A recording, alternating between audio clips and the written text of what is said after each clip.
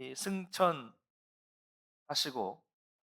그리고 며칠 후에 인류의 역사에 처음으로 교회가 등장을 합니다. 그런데 놀랍게도 그 구성원들은 복음서에 나오는 것 같은 그런 무지한 사람들, 겁쟁이들이었다는 거죠. 그리고 그런 이 평범한 사람들이 시작한 기독교는 불과 몇백 년 후에 세상을 뒤집어 놓았고, 그것은 지금 우리에게까지도 이어져서 우리 한국 사회에 있어서도 아주 중요한 역할을 하게 됐습니다. 놀라운 변화가 기독교를 통해서 분명히 있었습니다. 어떻게 이런 일이 일어날 수 있었을까요? 그런 겁쟁이들, 그런 무지한 사람들, 그런 평범한 사람들이 어떻게 그런 일을 이룰 수 있었을까요? 인류 역사에 이런 적은 한 번도 없어요. 이런 일은 처음입니다. 이런 역사는 처음이에요. 이것은 결코 인간의 힘으로 가능한 일이 아니었다는 것을 보여주는 것이죠. 예수님은 부활하시고 승천하시기 전에 40일 동안 이 땅에 세상에 계셨습니다. 이 땅에서 40일 동안 중요한 두 가지 일을 했다고 말씀을 드렸는데요. 하나는 자신의 제자들에게 부활하신 자신의 몸을 보여주신 것이고, 또 다른 하나는 그들에게 앞으로 그들이 해야 할 하나님 나라의 일, 지상명령이라고 그랬죠. 복음을 전하는 일에 대해서 40일 동안 보여주시고 말씀을 주셨습니다. 그래서 그렇게 이 복음서에 겁 많고 어리석었던 제자들의 모습, 마태, 마가, 누가, 요한복음에 예수님을 이해하지 못하고 겁이 많아서 다 도망가고 무지했던 그런 제자들의 모습이 며칠 지나지 않아서 사도행전에서는 완전히 바뀌어서 이 죽음 앞에서도 담대한 모습으로 바뀔 수 있었던 이유는 바로 그들이 그 사이에 부활하신 예수님을 만났기 때문이다라고 말씀을 드렸습니다. 오늘 본문 3절을 보면 제가 한번 읽어보겠습니다. 그가 고난을 받으신 후에 또한 그들에게 확실한 많은 증거로 친히 살아계심을 나타내사 40일 동안 그들에게 보이시며 하나님 나라의 일을 말씀하시니라. 이렇게 말씀하고 있어요. 확실한 많은 증거로 친히 살아계심을 나타내셨다. 확실한 증거, 확실하고도 많은 증거로 친히 자신을 보여주셨다. 확실한 증거 뭐예요?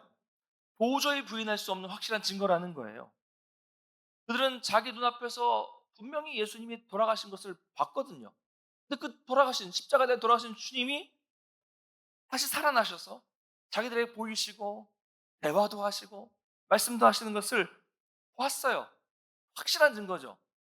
아니, 봤는데 어떻게 아니라고 말할 수 있어요? 내 앞에서 말씀을 하셨는데 어떻게 아니라고 할 수 있어요? 이건 너무 너무 확실한 증거라는 거예요. 제가 예전에 정말 많이 은혜를 받았던 드라마 중에 대장금이라는 드라마가 있습니다. 모르세요? 예? 오래됐죠. 오래된 드라마인데 사실 제가 이게 신대원을 다닐 때 신대원을 준비할 때 수험생일 때 했던 드라마여서 볼 시간이 없었는데 안 보니까 저만 안 보니까 제가 다시 당시에 중고등부 생각을 했는데 교회 가서 대화에 낄 수가 없어요. 완전히 대화에 소외되는 거예요. 뭐 장금이가 어쩌고 하는데 대화에 끼어들 수가 없는 거예요. 그래서 신대원 시험이 끝나자마자 곧바로 몰아서 봤습니다. 보면서 점점 그들의 진도에 따라가 가지고 나중에는 서로 대화가 됐어요. 여러분 그 드라마에 나오는 이 어린 장금이의 유명한 대사가 있는데 혹시 기억이 나십니까? 네, 그렇죠? 네. 수락관 상궁이 어린 장금이에게 물어봅니다. 사극톤으로 한번 하겠습니다. 그래, 어찌 여기에 홍시가 들어있는 줄 알았느냐? 라고 물어보니까 장금이 이렇게 말합니다. 홍시 맛이 났는데 어찌 홍시라 생각했느냐 하시면 그냥 홍시 맛이 나서 홍시라 생각한 것이온데 뭐 이런. 네, 준비 많이 했습니다. 제가. 아니 그냥 먹어보니까 그냥 홍시 맛이 나니까 그냥 홍시라고 얘기를 한 것처럼 확실히 봤으니까 봤다고 하는 거죠. 꿈이죠. 그냥 봤으니까 봤다고 얘기하는 거예요. 그럼 부활하신 예수를 만난 것은 부인할 수 없는 너무나도 확실한 증거였다는 거죠. 처럼 예수님은 40일 동안 자신의 몸을 확실한 증거로 보여주셨고 그러면서도 앞으로 제자들이 해야 할 일을 말씀해 주셨습니다. 그럼 이처럼 예수님의 제자들은 이 부활하신 예수님이라는 명확하고 확실한 증거를 보았기 때문에 그 며칠 되지 않는 시간 동안 완전히 180도 다르게 변화되었다라고 말씀을 드렸습니다. 제자들의 변화에는 부활의 주님을 만난 만남이 있었다는 확실한 증거가 있었다는 것이죠. 그런데 이게 하나고요. 이제 앞으로 우리가 오늘과 다음 시간을 통해서 앞으로 몇 주 동안 또 보게 될 말씀을 통해서 우리는 제자들이 이렇게 180도 변화된 또 다른 중요한 이유를 하나 보게 될 것입니다. 이것은 우리에게도 오늘날 너무 중요한 것이죠. 4절과 5절을 한번 같이 읽어볼까요? 4절 5절 시작. 사도와 사도와 함께 함께 모이사 모이사 그들에게 분부하여 이르시되 예루살렘을 떠나지 말고 내게서 들은 바 아버지께서 약속하신 것을 기다리라. 요한은 요한은 물로 물로 세례를 세례를 베풀었으나 베풀었으나 너희는 너희는 몇 몇 날이 날이 못되어 못되어 성령으로 성령으로 세례를 세례를 받으라 받으리라 하셨느니라. 하셨느니라. 아멘. 자, 그러니까 예수님은 사도들과 함께 모이셨다라고 말씀하고 있어요. 그러니까 계속 부활하신 예수님은 제자들 만나 주셨고 함께 모여서 계속 말씀을 주셨어요. 아까 그 얘기들이에요. 그리고 이제 곧 승천하셔야 되기 때문에 시간이 많지 않았습니다. 계속해서 만나셔서 보여주시고 말씀을 하신 거예요. 그리고 하나 중요한 명령을 합니다. 뭐라고 하십니까? 여기서 중요한 것은 아버지께서 약속한 것을 기다려라. 예루살렘을 아직 떠나지 말고 아버지께서 약속한 것이 올 때까지 기다려라 라는 말이에요. 그러니까 제자들은 하나님 아버지께서 약속하신 선물을 받을 때까지 이 예루살렘을 떠나지 말고 기다려야만 했습니다. 자, 그럼 왜 기다려야 될까요?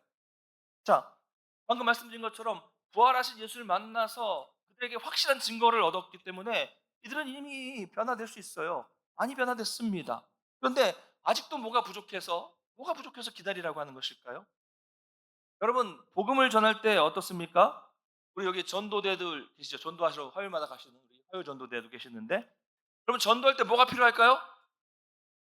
전도 건빵? 전도지? 뭐가 필요해요? 제가 처음으로 국내 선교를 하러 갔을 때가 낙도 선교회라는 곳을 통해서 여수에서 배를 타고 작은 섬에 들어간 적이 있었습니다. 신학생이 한 5명인가 6명이 이렇게 한 팀이 돼서 갔는데 그 섬은 섬 주민 모두가 배를 타고 어업으로 생계를 이어가는 작은 섬마을이었고요. 여러분 아시다시피 바닷사람들, 뱃사람들은 신을 아주 많이 믿어요. 강하게 믿습니다. 이렇게 평생 미신을 믿었던 이들에게 제가 복음을 전하려고 하면 뭐가 필요했을까요? 건빵이요? 네. 뭐가 필요할까요? 저는 당시 신학대학교에 편입을 해서 3학년이었습니다. 3학년이라고는 하지만 이제 갓 들어가 가지고 딱 한 학기 편입을 했으니까 한 학기 공부한 햇병아리죠. 한 학기 공부하고 여름방학에 갔으니까. 성격도 내성적이에요. 근데 그 집집마다 다니면서 인사를 하고 복음 제시를 하고 또 설교를 하는 거예요. 제가 뭘 알겠어요. 이제 막 신학 한 학기밖에 안 했는데. 근데 그때 전한 말씀이 아직도 기억이 납니다. 2002년도였는데요. 갈라디아서 1장 7절에서 10절 말씀. 제목은 다른 복음은 없다. 이 말씀을 전했어요.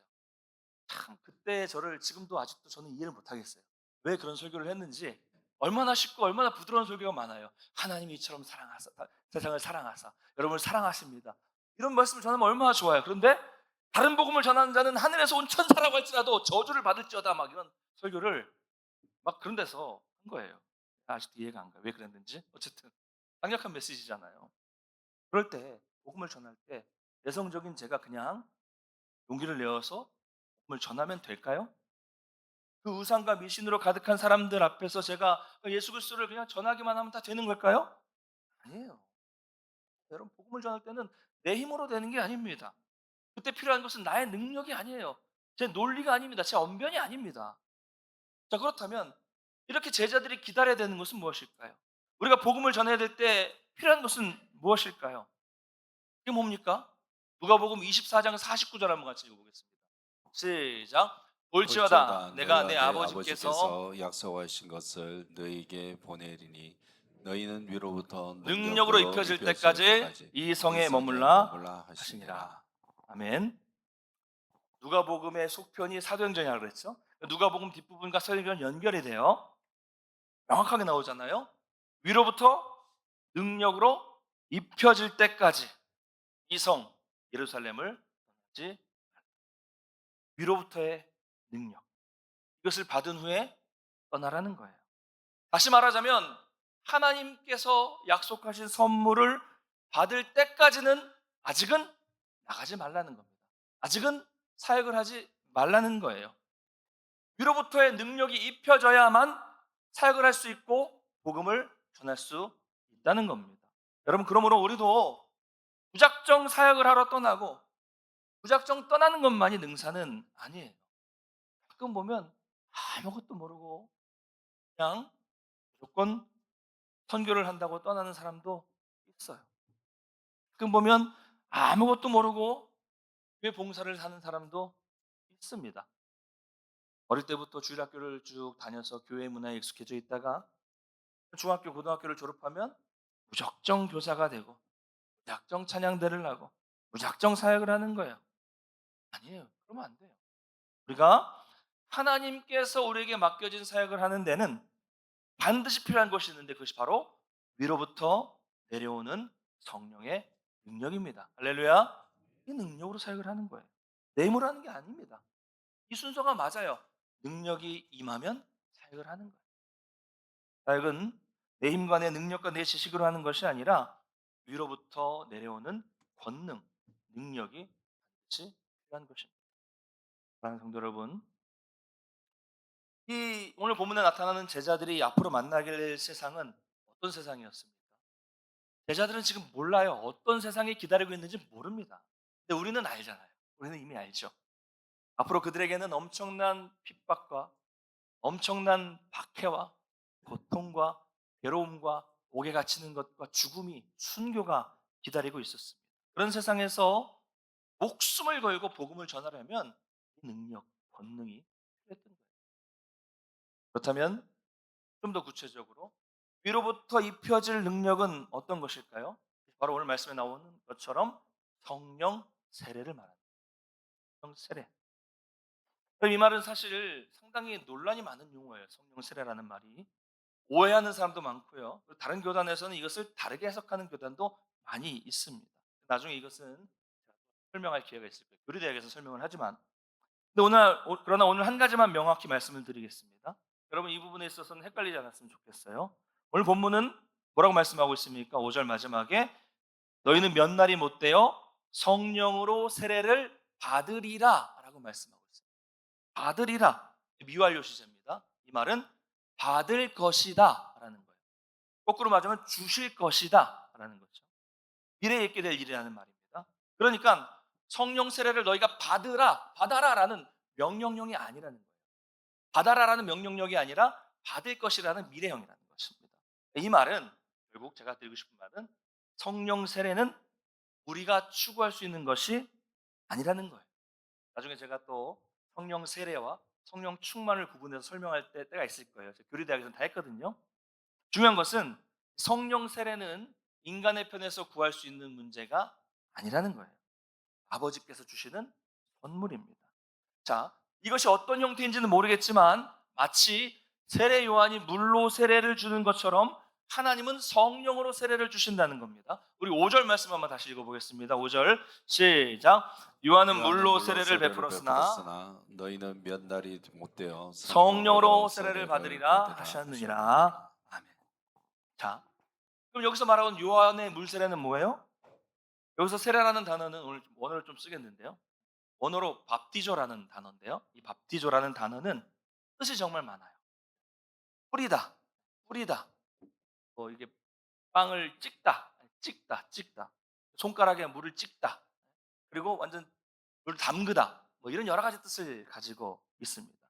그러니까 오늘 예수님이 이 5절 말씀을 하시는 말씀을 들은 제자들은 당연히 뭘 상상하겠어요? 세례 요한이 요단강에서 세례를 베푸는 장면을 생각하지 않겠습니까? 요단강에서 세례를 받을 때 어떻게 해요? 세례 요한이 강에 들어가 있고 또 세례를 받는 사람도 강에 들어가 있고 세례 요한이 물을 찍어서 뿌리는 것처럼 적시는 것처럼 그 세례처럼 성령이 우리 위에 뿌려지고 성령 속에 우리가 잠기는 이런 상상을 제자들은 당시에 했던 거예요. 이것이 바로 하늘로부터 임하는 성령의 세례라는 거예요. 여러분, 여기서 나오는 능력이라는 말, 권능이라는 말은 헬라어로 또 디나미스라 그래요. 혹은 두나미스 뭐 이렇게 들어보셨죠? 디나미스, 뭐 디나미스, 두나미스 이런 말 들어보셨을 텐데 바로 이 단어에서 다이너마이트라는 단어가 파생이 됩니다. 그러니까 성령의 능력은 강력한 능력을 말하는 거예요. 능력, 권능, 두나미스, 다이너마이트. 자, 그래서 우리는 어떻게 하면 이 성령 세례라는 것을 받을 수 있을까요? 성경에 성령의 충만함을 구하라는 말씀이 있는데요. 성령의 세례를 구하라는 말씀은 없어요. 다시요. 충만을 구하라는 말씀이 있지만 세례를 구하라는 말씀은 성경에 없습니다. 그러므로 아까 말씀드린 대로 이 성령 세례는 내 지식이나 내 의지나 내 능력으로 받는 것이 아닙니다. 성령 세례는 내가 예수 그리스도를 믿게 될 때, 내가 처음 믿을 때, 하나님의 놀라운 은혜를 경험하고 깊이 경험했을 때, 그 순간 성령께서 나에게 임하셔서 내 안에 영원히 함께 거하시는 것, 다른 말로 내주하시는 성령께서 영원히 내 안에 거하시는 것이 바로 성령 세례입니다. 할렐루야. 이것을 경험한 사람과 그렇지 않은 사람은 천지 차이. 이것을 경험해, 이 성령 세례를 경험해 우리는 비로소 세상으로 나가서 복음을 것입니다. 그럼 이렇게 질문하는 분이 계실지도 모르겠어요. 목사님, 그러면 저는 그동안 성령 세례를 받지 못했습니까? 목사님, 저는 그동안 성령의 역사가 저에게는 없었습니까? 그렇게 질문할 수 있죠. 여러분 어떻게 생각하십니까? 그렇지 않습니다. 여러분에게 성령 세례가 없었다면, 여러분에게 성령의 역사가 없었다면 어떻게 여러분이 예수님을 믿어서 이 자리까지 오게 되셨을까요? 그럼 이것은 이미 여러분 대다수 안에 이미 일어난 일이에요. 여러분 예수님을 처음 믿을 때 그 감격, 그 은혜, 그 사랑을 경험했을 때 이미 여러분에게 이것은 일어난 일입니다. 대다수. 물론 아직 아닌 분도 계시겠죠. 예수 그리스도를 주님으로 시인한 사람에게는, 그 모든 사람들에게, 진심으로 고백한 사람들에게는 이미 이 일이 우리 가운데 일어난 것입니다. 단 내가 성령이 나와 함께 하신다는 것을 느끼지 못한다면 성령 충만하지 않기 때문에 그런 거예요. 이미 여러분에게 다 일어났어요. 자, 여기까지 한번 정리하겠습니다. 제가 사도행전 1장의 이 초반부로 이렇게 2주 동안 설교를 하는데요. 이것이 사도행전을 이해하는데 아주 핵심적이고 중요한 내용이기 때문에 그렇습니다. 정리하자면 이 복음서에 나오는 어리석고 무지한 제자들이 불과 얼마 지나지 않아서 사도행전에서는 완전히 담대하게 죽음을 무릅쓰고 복음을 전하는 제자들로 나타나게 변화되었는데 그 이유는 두 가지라는 거예요. 첫 번째는 그 변화 사이에 예수님이 부활하셨고 그들이 부활하신 예수님을 만나서 거부할 수 없는, 부인할 수 없는 증거를, 예수님의 부활의 증거를 얻었기 때문입니다. 두 번째는 아버지께서 약속하신 것, 바로 위로부터 임하시는 성령의 세례를 받았기 때문입니다. 이 두 가지가 그들을 변하게 합니다. 여러분, 부활하신 예수를 만나는 것과 성령의 임하심을 경험하는 것, 이 두 가지는 우리에게도 아주, 오늘 우리 성도들에게도 아주 중요한, 주 안에서 사랑하는 동북교 성도 여러분, 저를 보십시오. 이렇게 우리가 이 사도행전을 보면, 초대교회를 보면 너무 가슴이 설레고요. 저도 볼 때마다 도전이 되고 은혜가 됩니다. 그런데 오늘날의 교회는 초대교회와 달라요. 이게 문제죠. 이게 안타깝죠.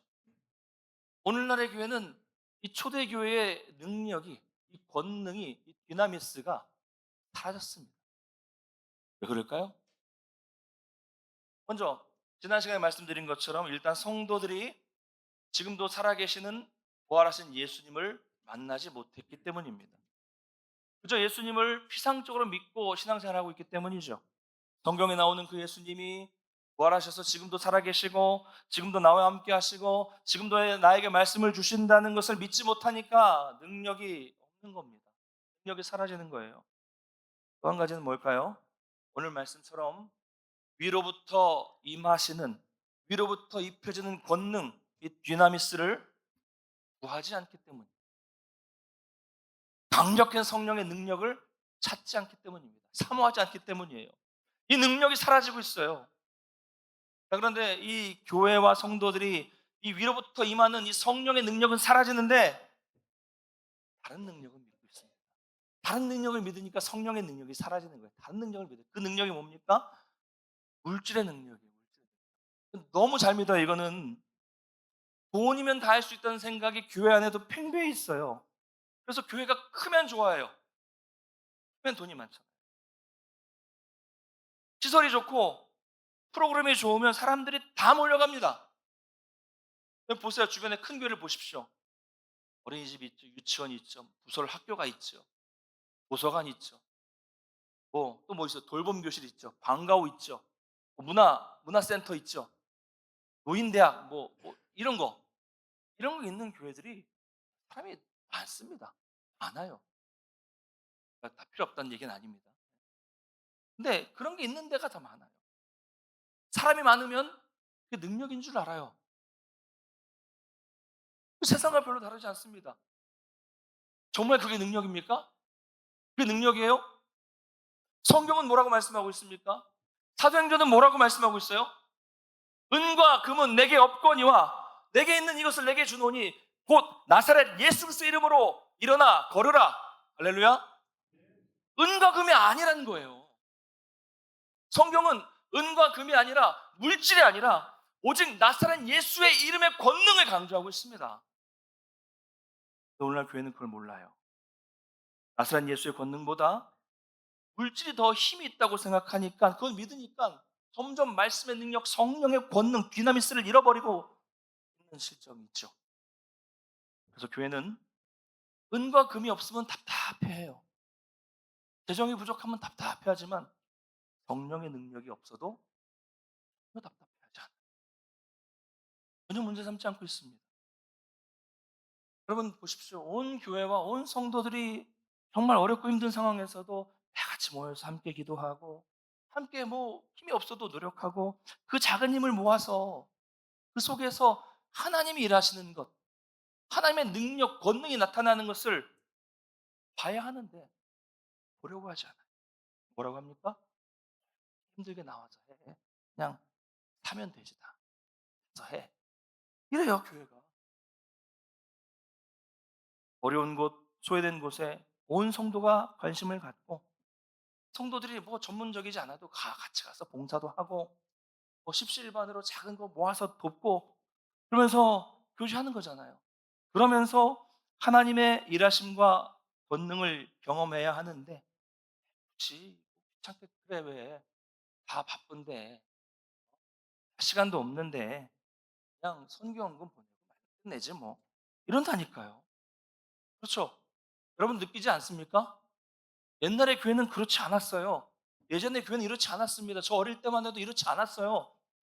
때가 되면 전문가 아니어도 가서 막 그 시골교회 가서 페인트 칠을 해주고 이거 줘주기도 하고 가서 그냥 봉사도 해주고 성경학교도 해주고 하고 없어도 작은 힘 모아서 해주고 그러면서 그런 가운데 은혜가 있고 우리는 부족하지만 하나님의 성령의 권능이 역사하는 걸 우리는 봤습니다.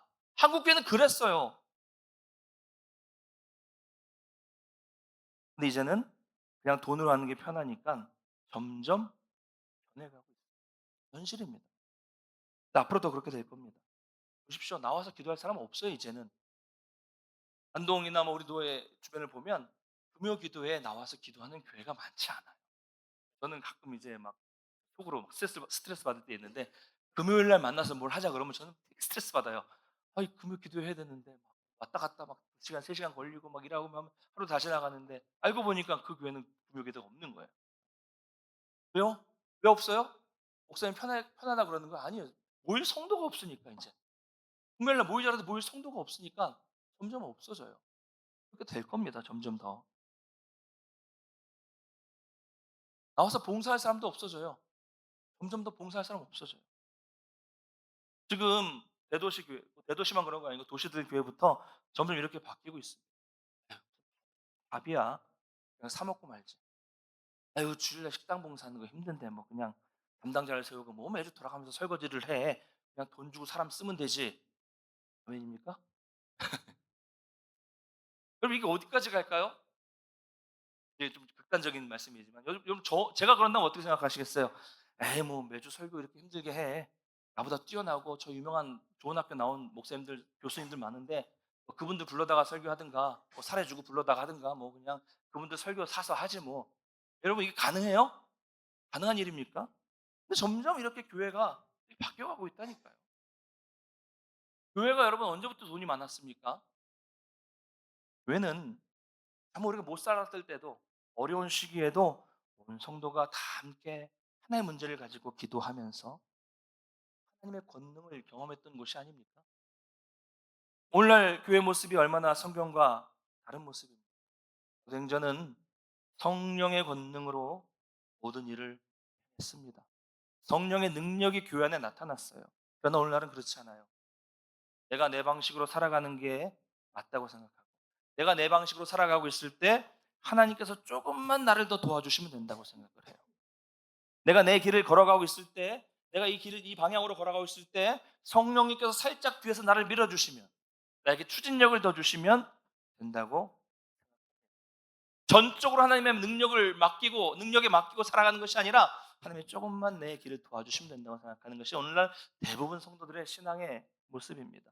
여러분 이런 식으로 예수 믿으면 전혀 그 속에는 성령의 능력이 없어요. 그 속에 말씀의 능력이 나타날 공간이 없습니다. 여러분 위로부터 임하는 권능을 구해 보셨습니까?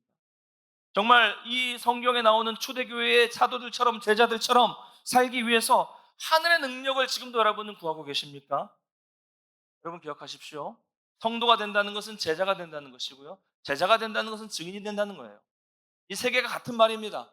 성도가 제자고 제자가 성도가 제자고 제자가 증인이고 증인이 성도예요.